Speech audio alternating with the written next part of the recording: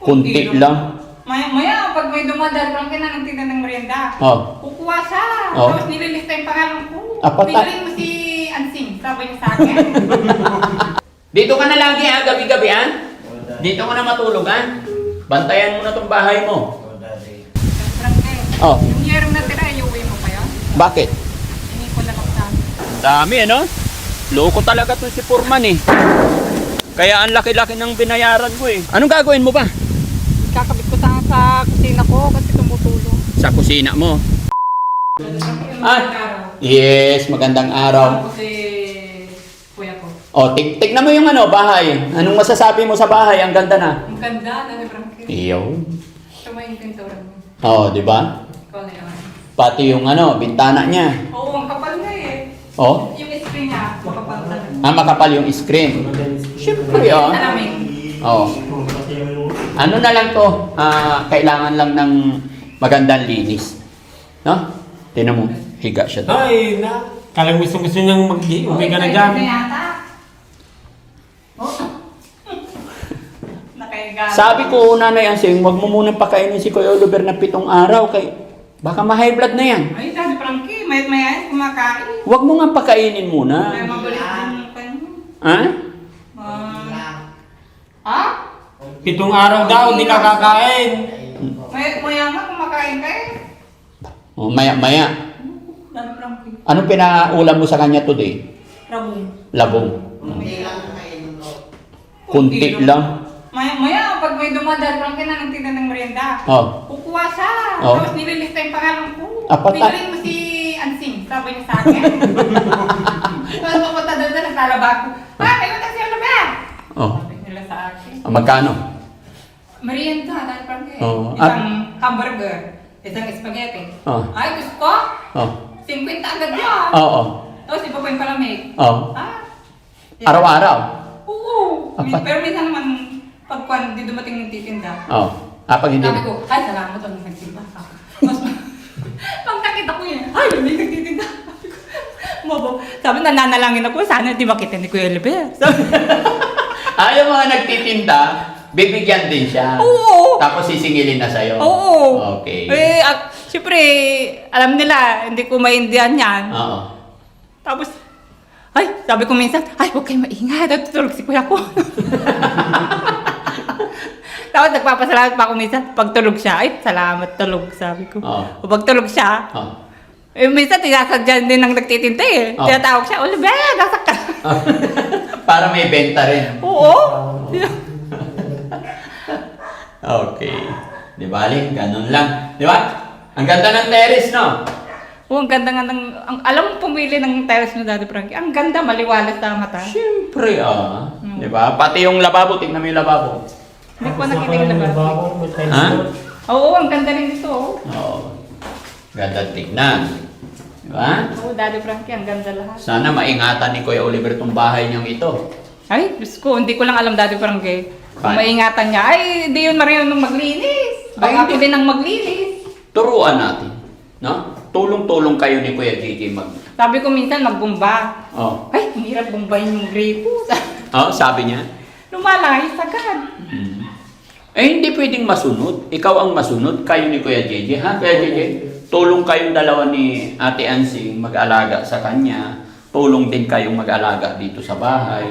Gabayan namin nagdepang si Oh. Oliver para matutong maglinis na. Iyon.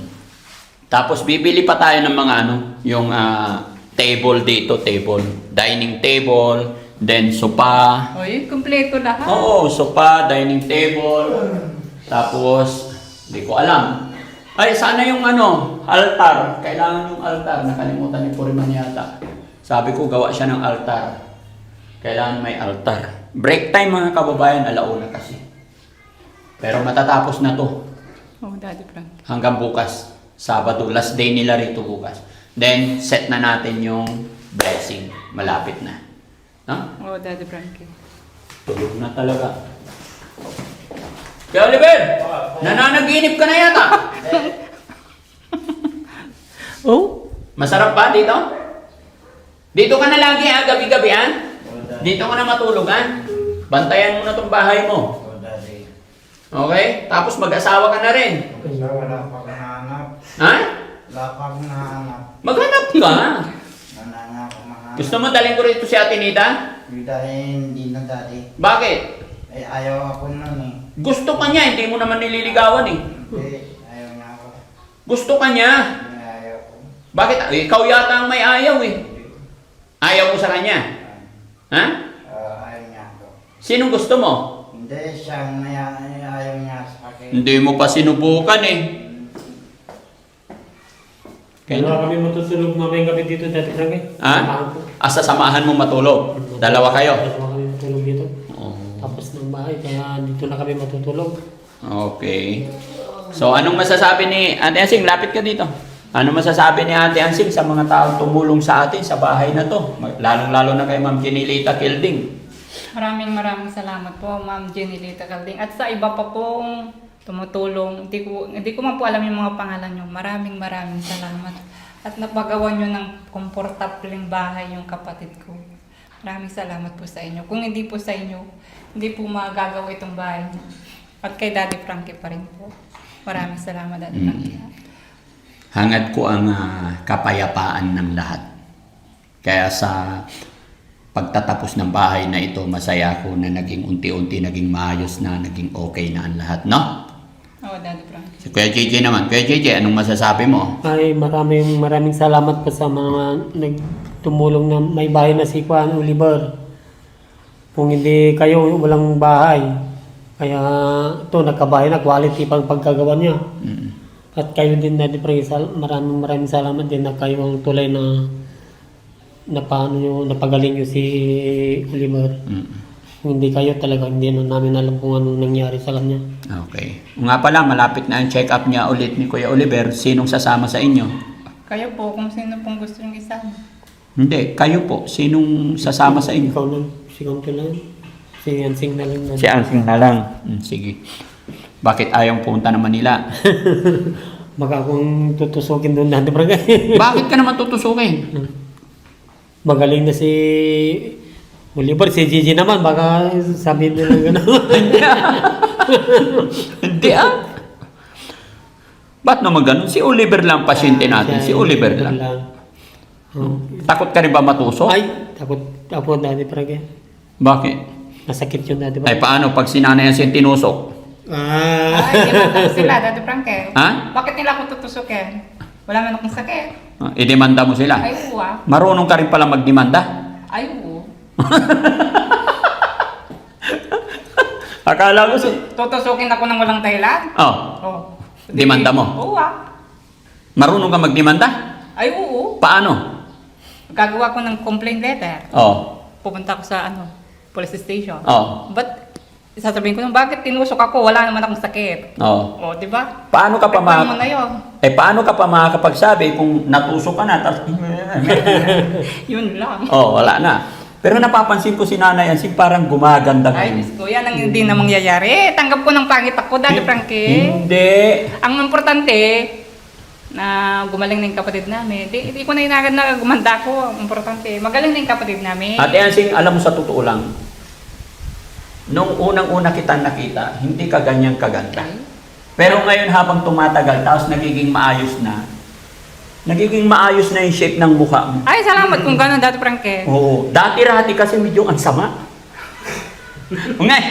Ngayon medyo ano na. Ibaba mo para makita. Parang bubwit na. Ay, gano'n. Matulis. Daddy Frankie talaga. Oo. Joke lang, ikaw naman. Oo. Ayos Oo. lang yun. Maayos na, no? Importante maayos na yung kapatid ko. Oo. Masaya ako doon. Basta asahan ko yung pagtulong ninyo kay Kuya Oliver. Tsaka, syempre, andito lang naman kami. Pero, ngayong okay na yung bahay, okay na yung, yung check-up na lang ang, Oo, Daddy Frankie. ang malapit. iisipin natin. Sa pagkain, alam ko naman na dalawa kayo ni Kuya JJ, tulong-tulong. No? Tsaka, wala nang away. Di ba Kuya JJ? Wala nang Daddy Wala nang away. Peace na. Peace. Ano?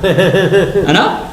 Masige, kiss mo nga yung kapatid mo. Fish daw, fish. Peace. Oh, kiss mo nga yung kapatid mo. Ay, ayos na.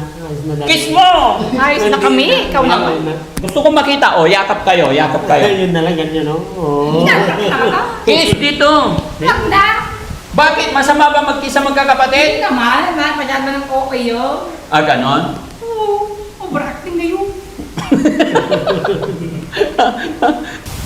Frankie, Oh, yung yerong natira, iuwi mo pa yan? bakit? Hindi ko lang sa Marami ba? Yung medyo marami rin din. Tignan natin. Hawakan mo to. Depende kung paano mo ko kausapin.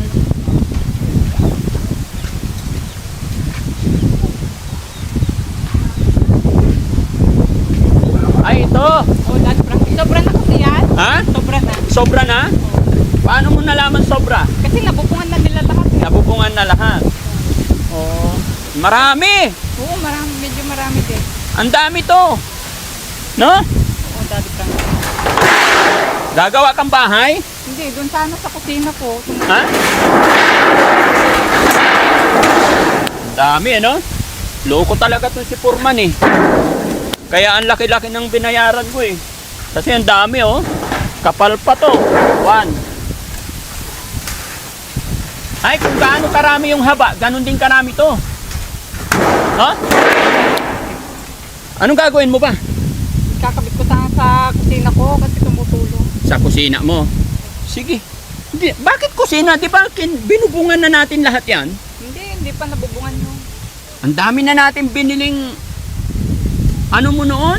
Kulang pa yun. Dad Frankie. Kulang pa? Yung dirty kitchen ko yun, yung lutuan ng kahoy. May dirty kitchen ka? Ang dami mong alam. Oh, sige. Pero bigyan mo ko isang paan ng baboy ha. Oh, Kapalit niyan. oh. Sa Oo, Lunes. tsaka dinardaraan. Oo, din na ba? Lunes, dito kami kakain. Oh, sige Dad. Makikikain ng buong team dito. Kanin, tapos ulam. Kasama natin si Kuya Oliver, Kuya JJ, Oh, si Dad Bayaw. Frankie, luluto ko lahat yung dinuguan. Oh, si Bayaw, tsaka ikaw. Oo. Kakain tayo.